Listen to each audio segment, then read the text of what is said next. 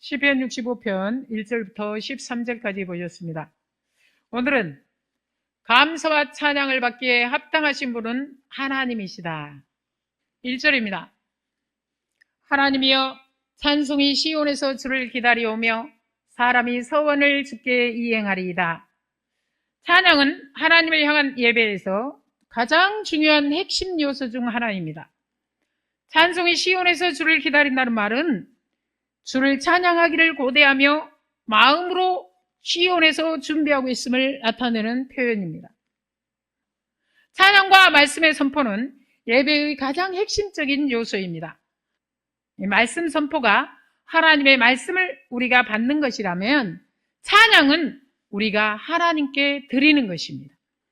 하나님께서 우리를 위해 베푸신 일과 은혜를 기리고 하나님께 영광을 돌려드리는 행위가 바로 하나님을 찬양하는 행위입니다.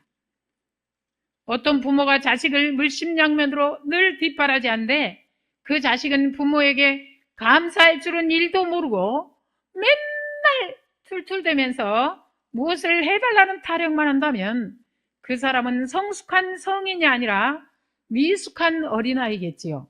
몸만 성인이고 말과 행실은 아이면서 욕심만 많아가지고 이것 달라 저것 달라 집을 물려달라 재산을 내 앞으로 해달라고 하면 부모가 선뜻 줄까요? 줘도 감당이 안 되는 경우를 우리가 봅니다. 우리가 믿음으로 산다고 하면서 하나님의 은혜에 마음 깊이 찬양할 줄은 모르고 맨날 어린아이에 머물러 있어서 무엇만 달라고 징징대기만 한다면 하나님이 너에게 무엇을 얼마나 주어야 할까요? 우리가 그 정도는 생각할 줄 알아야 됩니다. 믿음도 어떻게 해요? 자라나야 됩니다. 네. 하나님의 은혜를 알고 하나님을 찬양할 줄 아는 것이 성숙한 신자의 모습이라고 할 수 있습니다. 찬송은 단순한 노래가 아니라 신앙 고백입니다. 이 시는 다윗의 시입니다. 우리는 다윗이 많은 것을 소유했음을 부러워하고요. 그가 왕인 것에 대해서 부러워합니다. 그렇죠? 그런데 그런 다윗이 하나님을 찬양하는데 뛰어났다는 사실을 아십니까? 시편의 대부분의 많은 시가 다윗의 시라는 것을 아십니까? 찬송을 열심히 하라고 닥달해도 안 하시는 분들 어찌 생각하세요? 네. 그러면서요 하나님이 조금만 잘못되어지면 어쩝니까? 막 난리다? 막 하나님 있습니까 없습니까? 왜 안 들어주세요? 하나님이 너한테 너를 왜 들어줘야 돼요? 어찌 생각하세요? 찬양하는 것도 막 괴로워하는 사람이. 우리가 사람한테도요 무엇을 좀 요구하고 싶잖아요. 그러면 마음에도 없는 아부의 소리를 합니다. 그래야 안 그래요? 다 참한다. 권사님한테 막 예를 들어 말해 배추를 얻고 싶잖아. 그러면 좀 친척이 와서 그럼 이래 막 이런 형님은 어쩜 그렇게 한나도 안 늙었어? 세월이 형님을 비껴가는 모양이네. 아이고 그리고 우리 형님은 어쩌면 이렇게 인심 좋게 덕 있게 생겼는지 몰라. 그래야 우리 권사님이 기분이 좀 좋아서 배추 2포기 줄 것도 5포기 줘. 그래야 안 그래요? 네. 그러니까 그것을 우리가 하나님과의 관계에서 한번 생각을 해보라고요. 알겠습니까? 네. 다윗은 이렇게까지 불렸어요. 이스라엘의 하나님을 찬양하는 자. 어찌 생각하세요? 다윗은 찬송이 시온에서 주를 기다린다고 합니다. 다윗이 어디에 있을까요? 시온에 있어요. 네. 시온은 예루살렘을 말합니다. 이것은 다윗이 정복하고 수도로 삼은 곳입니다. 하나님은 이미 우리에게 많은 것을 주시고 주셨습니다. 우리 모두는 하나님의 은혜로 사는 것입니다. 그 하나님께 감사와 찬양을 올려드리는 것은 성도로서 마땅히 해야 될 일입니다. 막 하세요 하라고요. 이러기 전에 뭐라고요? 마땅히 해야 될 일이라고요. 요즘에는 이제 예배 시간에 권사님이 자기 목소리로 찬양을 하니까 내가 앞에서 듣기가 너무 좋은데 하나님은 어떻게 했어요? 2절입니다. 기도를 들으시는 주여 모든 육체가 죽게 나오리이다.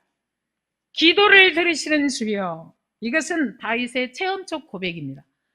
다윗은 대적으로부터 많은 환난을 겪었는데 그때마다 기도했고 그 기도에 응답해 주신 하나님으로 인해 살았습니다.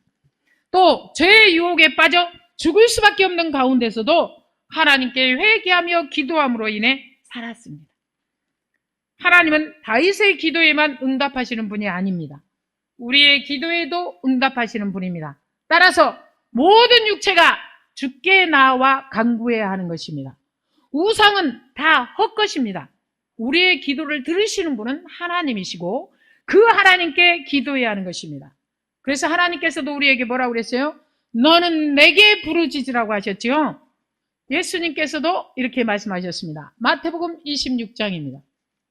시험에 들지 않게 깨어있어 기도하라. 마음에는 원이로되 육신이 약하도다. 예. 왜 기도를 명하고 있습니까? 시험에 들기 때문입니다. 시험에 든다는 것은 유혹에 굴복하여 믿음에서 벗어나 죄를 짓거나 실패하는 것을 의미합니다. 여기서 시험은 사탄이 유혹하거나 인간의 죄성이 일으키는 유혹을 말하는데 이것을 이길 수 있는 힘이 우리에게 없기 때문에 기도해야 합니다. 예. 마음으로는 안 돼. 그런데요, 몸이 딸려가. 그래서요, 하나님의 도우심을 구해야 되는 것입니다. 사도 바울도 로마서 7장에서 그랬죠. 선을 행하고자 하는 마음은 있는데 원하지 아니하는 바 악을 행한다고 하지요. 죄를 이길 능력이 없기 때문에 우리는 항상 하나님께 기도해야 합니다. 왜 우리 인생이 이렇게 힘들까요? 죄 때문입니다. 죄의 유혹에 너무 쉽게 넘어가는 연약한 존재이기 때문입니다. 예. 그래서 이렇게 말씀하시죠. 빌립보서 4장입니다. 아무것도 염려하지 말고 오직 모든 일에 기도와 간구로 너희 구할 것을 감사함으로 하나님께 아뢰라. 그리하면 모든 지각에 뛰어난 하나님의 평강이 그리스도 예수 안에서 너희 마음과 생각을 지키시리라. 아무것도 염려하지 말고 그러죠. 염려는 걱정으로 마음이 나누이고 분열되는 것을 말합니다. 단순한 근심이 아니라 하나님을 신뢰하지 못해 마음이 흔들리는 상태를 말합니다. 염려하지 말라는 명령형으로 염려의 상황이 있어도 염려의 지배를 받지 말라는 것입니다. 오직 모든 일에 그러지요. 모든 상황 속에서 기도하라는 것입니다. 감사함으로 하나님께 아뢰라고 그러죠. 하나님의 응답 여부와 관계없이 하나님을 믿는 믿음으로 아뢰라는 것입니다. 감사는 염려를 끊어내는 신앙의 자세입니다. 그렇게 기도하면 하나님의 초월적 평안이 너희 마음과 생각을 지키시리라는 것입니다. 찬송가 413장이죠.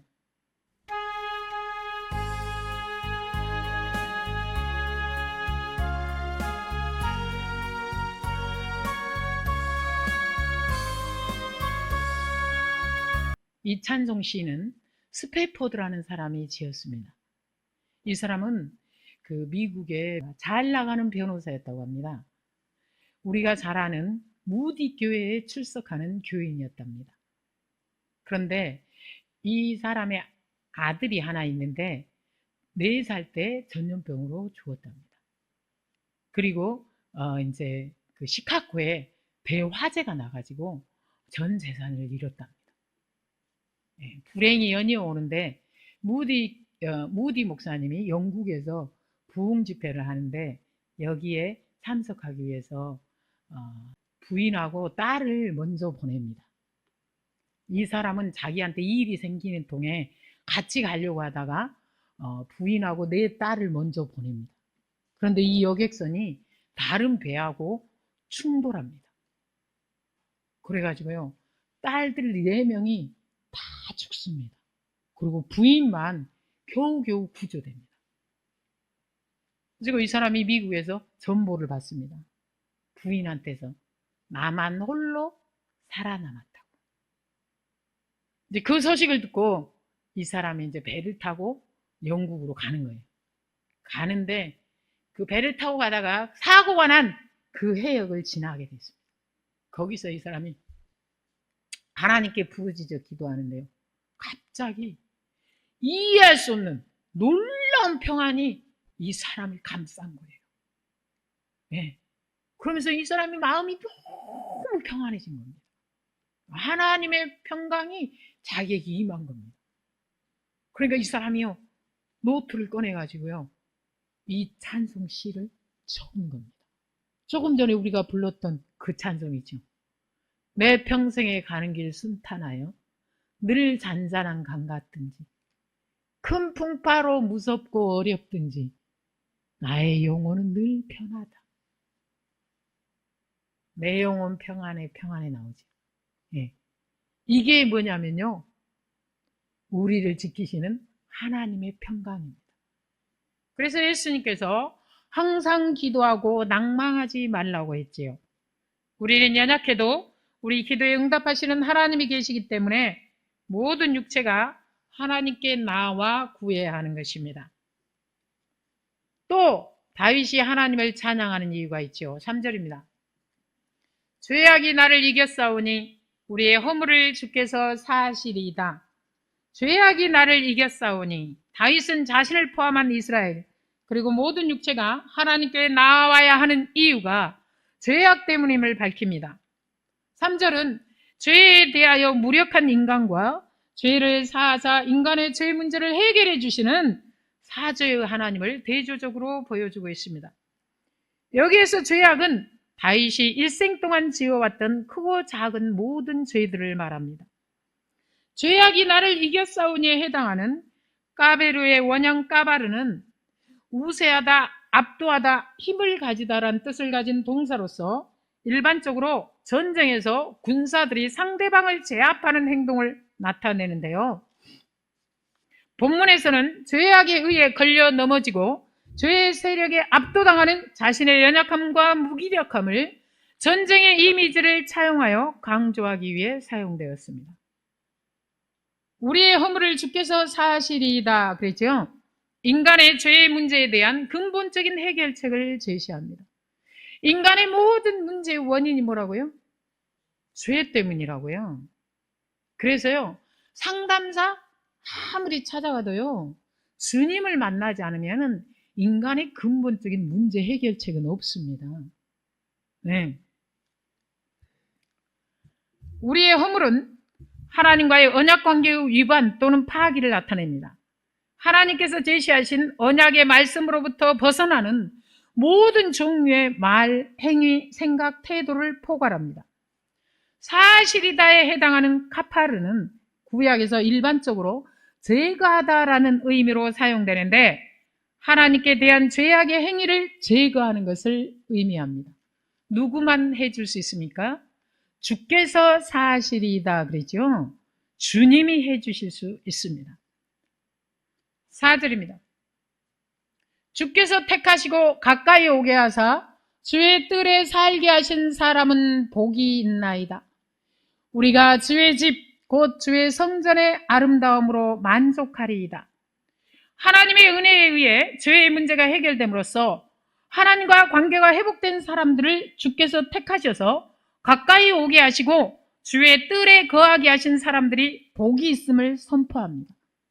많은 사람들이 자기가 교회를 나와준다고 생각하는데 그런 교만한 사람들은 교회까지만 옵니다. 그러나 하나님께 나오지 못합니다.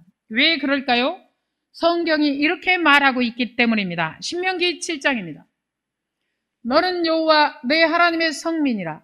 내 하나님 여호와께서 지상 만민 중에서 너를 자기 기업의 백성으로 택하셨나니, 이스라엘 백성이 하나님을 택한 게 아니라 하나님이 이스라엘 백성을 택해 주셨다고요. 네. 예수님께서도 그렇게 말씀하셨죠. 너희가 나를 택한 것이 아니라 내가 너희를 택하여 세웠다고. 네. 요한복음 6장입니다. 나를 보내신 아버지께서 이끌지 아니하시면 아무도 내게 올 수 없으니 오는 그를 내가 마지막 날에 다시 살리리라. 우리가 신앙생활 하면서요, 하나님이 나를 만나주시는 그런 느낌을 팍 가질 때가 있습니다. 네. 아, 주님이 나를 찾아주시고 만나주셨구나. 하나님이 나를 만나 주셔야 합니다. 하나님이 나를 만나 주시는데 내가 가져야 될 자세, 태도는 뭘까요? 겸손함입니다. 그래서 신학대학을 몇 개를 나오고 뭐 하버드까지 나오고 책을 아무리 많이 읽었다고 해도요, 하나님 모르는 사람이 수두룩합니다. 왜 그럴까요? 하나님이 만나주지 않았기 때문입니다. 아버지께서 이끌어주지 않으셨기 때문입니다. 그러니 맨날 헛소리만 하죠. 네. 65절에 보면 또 이르시되 그러므로 전에 너희에게 말하기를 내 아버지께서 오게 하여 주지 아니하시면 누구든지 내게 올 수 없다 하였노라 하시니라. 알겠습니까? 우리가 항상 주님 앞에서 겸손해야 할 이유입니다. 교회 안에 불신자를 방불케 하는 그런 사람들이 많지요. 왜 그럴까요? 교만하기 때문입니다. 하나님은요, 교만한 자를 물리치십니다. 네. 교만한 자들은요, 자기가 하나님께 이끌려가는 것이 아니라 자기가 교회를 이끌고 간다고 생각하고 살지요. 착각은 커트라인이 없습니다. 네. 다윗을 왜 하나님께서 위대하게 만들어 주셨는지를 알려면 오늘 본문을 자세히 들여다보고 그것을 발견할 줄 알아야 합니다. 네. 4절만 보아도 주께서 택하시고 가까이 오게 하사 주의 뜰에 살게 하신 사람은 복이 있나이다. 그러죠? 여러분은 복이 뭐라고 생각합니까? 세상에서 잘 나가고 돈도 많고 명예와 권력을 다 차지해야 복이라고 생각하지요? 그렇지 않으면 불행하다고 생각하지요? 그런데 다윗은 뭐가 복이라고 합니까?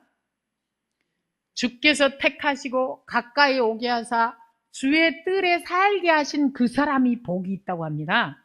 다윗은 모든 복의 시작과 끝이 하나님이심을 알았던 것입니다. 네. 이렇게 하나님이심을 알고 하나님을 찬양하는 다윗을 하나님이 위대하게 만들어 주신 거예요. 우리가 주의 집, 주의 성전의 아름다움으로 만족하리이다. 여러분은 이런 고백을 말로라도 해보셨습니까? 학계에 보면요, 하나님이 사람들을 막 야단칩니다. 이스라엘 백성을 막 야단칩니다. 이유가 뭐냐면은 성전은 황폐하기 그지없는데 하나님의 집은 황폐하기 그지없는데 너희가 그럴듯한 집에서 사는 것이 맞느냐? 이렇게 물어봅니다. 그러면서 하나님이 하신 말씀이 뭡니까? 그러고도 네가 잘 될 것 같으냐? 너한테 오는 복을 하나님이 다 훅 하고 불어버렸대. 날라가라고. 어찌 생각하세요? 다윗은 어쨌습니까? 다윗은 이랬습니다. 다윗은요, 자기가 좀 좋은 집에 있으니까 불편해서 살 수가 없어. 나는 내가 있는 집은 괜찮은데 하나님의 법궤는 장막 속에 있네? 휘장 속에 있네? 근데 그게 너무 오래된 거예요. 안 돼. 하나님의 집을 지어야 되겠다. 하나님의 집을 자기가 있는 집보다 더 멋지게 지어야 되겠다는 생각을 한 거예요. 네. 우리는요, 이렇게 항상 남을 윤택하게 하는 자가 자기도 윤택해진다고 그랬죠. 하물며 주를 위하면 어떨까요? 더 그러겠죠. 우리가요, 복을 받지 못하는 이유는요, 주를 먼저 생각하지 않기 때문입니다. 남을 생각할 줄 모르기 때문입니다. 자기만 생각할 줄 알고 이기적이기 때문입니다. 알겠습니까? 5절입니다. 하나님은 어떤 분이시냐? 우리 구원의 하나님이시여 땅의 모든 끝과 먼 바다에 있는 자가 의지할 주께서 의를 따라 어미하신 일로 우리에게 응답하시리이다. 하나님은 우리 구원의 하나님이십니다. 네. 어떤 사람은 맨날 뒤통수 맞았다, 사기당했다 이러는데 구원을 어디서 찾은 겁니까? 엉뚱한 데서 찾은 겁니다.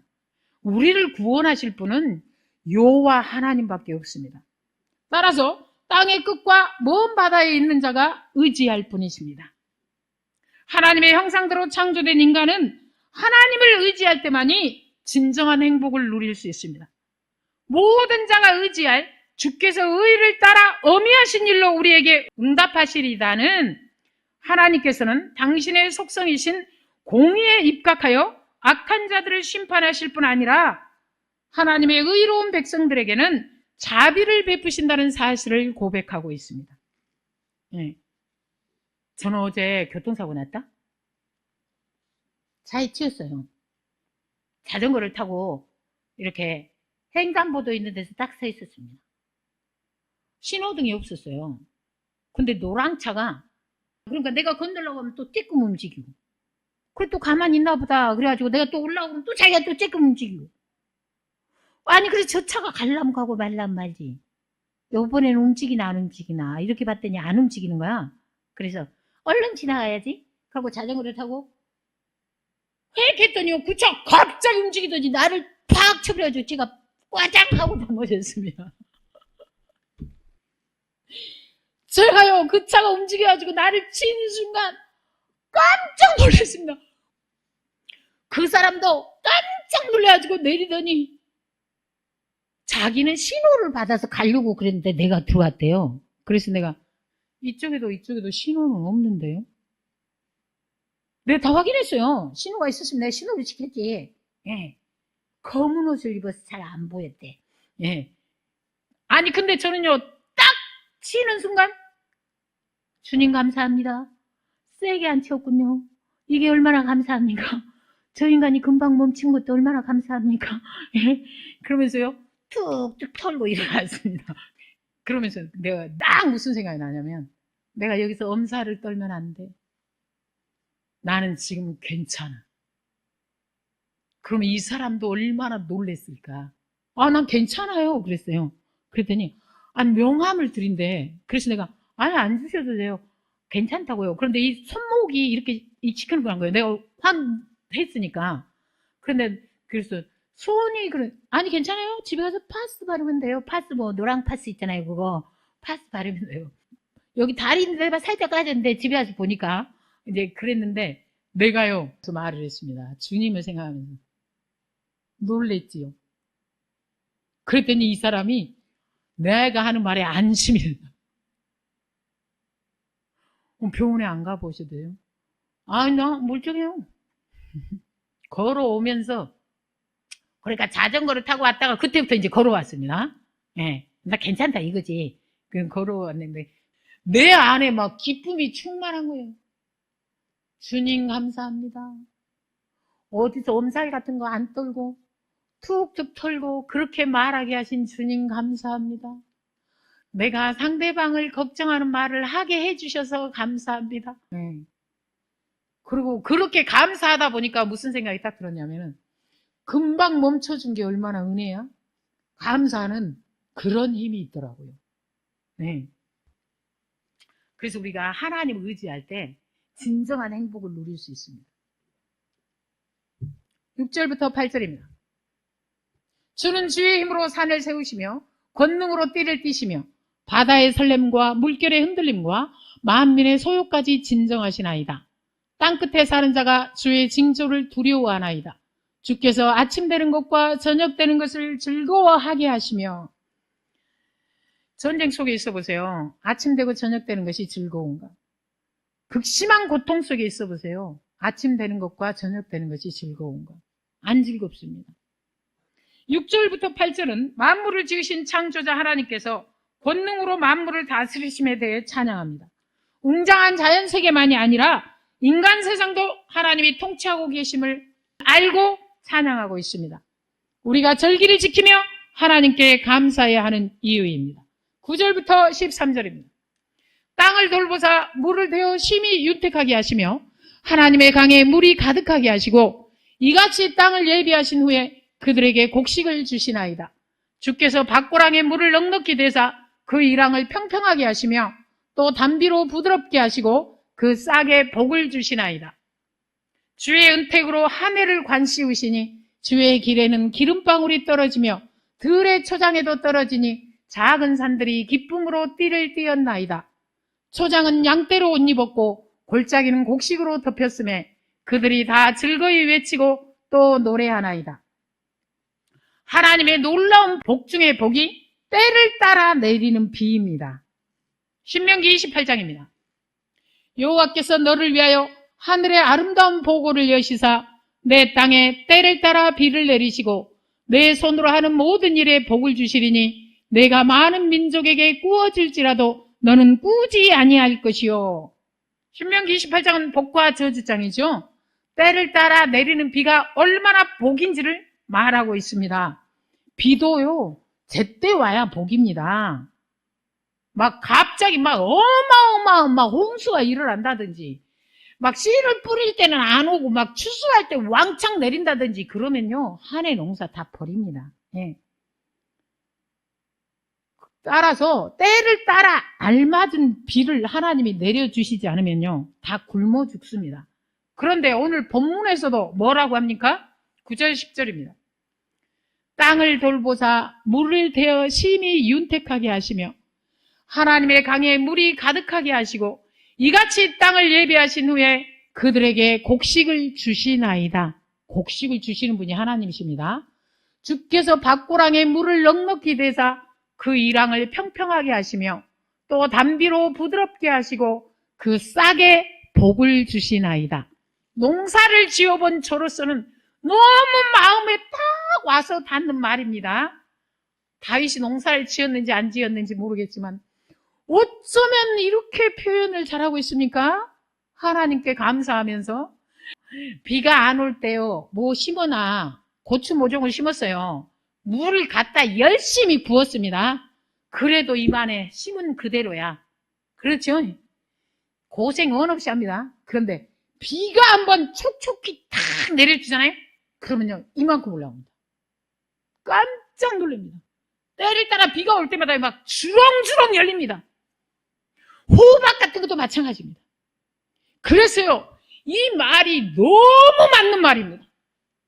땅을 돌보사 심히 윤택하게 하시며 물을 가득하게 하시고 곡식을 주시나이다.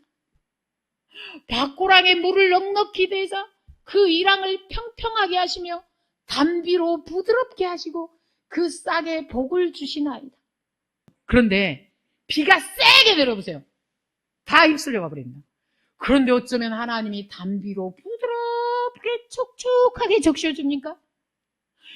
그래서 그 싹에 복을 주신대요. 권사님 보면서 감사한 적 있습니까? 우리 권사님은 이런 시를 쓸지도 모를 뿐더러 비만 조금만 많이 오면은 비가 많이 온다고 택택택, 비가 또 조금만 안 오면은 또 안 온다고 또 그러고. 권사님은 하나님 위에 앉아 있습니까? 하나님이 권사님 종이요? 감사는 전혀 안 하고 막 자기가 그러게? 네. 이제부터 안 그럽니까, 이제는? 그리고 내가 맨날 우리 권사님을 지켜야 됩니다. 왜냐면 하나님이 우리 권사님 때문에 성질 내갖고 기근이 줄까봐. 그러면서 내가 맨날 기도합니다. 주님, 전 권사님을 용서해 주시고, 저는 감사합니다. 우리 권사님도 감사하게 해주세요. 여러분은 제때 내려주시는 비를 보면서 이렇게 하나님을 노래해 본 적이 있습니까? 이런 하나님의 은혜로 우리가 밥만 풍성하게 먹는 것이 아니라 떡까지 원 없이 먹고 누리고 있습니다. 아십니까? 그러지 않아 보세요. 여러분, 흉년이 오잖아요? 그러면 쌀값이 폭등하는데 10배, 20배로 뛴답니다. 떡은 무슨 떡? 네. 오늘도 우리는 떡 했습니다. 왜 그럴까요? 올 한 해도 하나님께서 풍성하게 주셨기 때문입니다. 11절에 보면 이런 말씀이 나오죠. 주의 은택으로 한 해를 관시우시니 주의 길에는 기름방울이 떨어지. 자, 하나님의 은총이 1년 내내 계속됨으로 인해 풍성한 결실을 맺을 수 있게 되었다는 것입니다. 세상에 하나님의 은혜를 뭐라고 표현하고 있어? 하나님께서 하나님의 선하심으로 한 해를 붙들어 주시지 않으면 그 어떤 식물에게서도 풍성한 수확을 기대할 수 없습니다. 농사를 지어본 사람은 다 압니다. 그래서 믿지 않는 사람들도 이렇게 말합니다. 농사는 하늘이 짓는다고. 네. 그런데 믿지 않는 사람들은요, 이런 말만 하고 여호와 하나님께 감사와 영광을 돌릴 줄 모릅니다. 그러나 믿는 우리는 이 모든 것이 하나님의 은혜임을 알고 하나님께 감사와 영광과 찬양을 돌릴 줄 아는 것, 이것이 믿는 자입니다. 이런 사람이 믿는 자입니다. 다윗은 이러한 사실을 너무나 잘 알고 있고요. 그것을 아는 데서 그치지 않고 그 하나님께 감사하고 찬양을 넘치도록 하고 있죠. 예. 우리들도 모르면 배워야 하고 배워서라도 하나님을 노래해야 합니다. 억지로라도 해야 돼요. 알겠어요? 하나님이 진노하시기 전에. 네. 그런데 가르쳐줘도 안 하는 사람들은 어떻게 해야 하나요? 13절 보면은 소장은 양떼로 옷 입었고 골짜기는 곡식으로 덮었음에 그들이 다 즐거이 외치고 또 노래하나이다. 세상에, 초장이 아주 푸른 초장인데 거기에 양떼로 옷을 입었대요. 골짜기는 막 곡식으로 덮여있대. 뭘 말하고 있습니까? 하나님께서 주신 복이 풍성하다는 것을 말하고 있습니다. 이런 풍성함을 하나님이 허락하실 때 다 즐거이 외치고 또 노래하나이다 그랬죠? 하나님이 이런 풍성함을 여러분에게 허락하실 때 여러분은 무엇을 하십니까? 사람들은요, 이런 풍성함을 허락하실 때 무슨 짓을 하던가요? 네. 우리 믿는 사람들은 하나님 앞에 나아가 하나님께 즐거이 외치고 노래해야 할 것입니다. 그런 의미에서 저는 올해도 풍성함으로 채우신 하나님께 항상 감사드립니다. 네. 하나님을 믿고 그 하나님을 인정하고 하나님께 감사하는 사람은 입술로 자신이 아닌 하나님을 찬양할 줄 압니다. 기도하겠습니다. 하나님 아버지 감사합니다. 오늘도 생명의 말씀으로 채워주셔서 감사합니다. 하나님 아버지, 올 한 해도 하나님께서 놀라운 은혜를 베풀어 주셔서 풍성하게 먹고 마시고 누리며 살아왔음을 고백하며 감사와 영광과 찬양을 주님께 드립니다. 저희들이 드리는 감사와 찬양을 주님 받아 주시옵소서. 온전히 선하게 살지 못하고 때때로 죄를 짓고 살았음에도 불구하고 항상 은혜로 채워주신 주님께 감사하며 살아갈 수 있도록 은혜를 더하여 주시옵소서. 매일의 삶 가운데서 감사와 찬양을 주님께 올려드리며 살기를 원합니다. 그렇게 살아갈 수 있도록 성령으로 충만케 하시고 은혜로 인도하여 주시옵소서.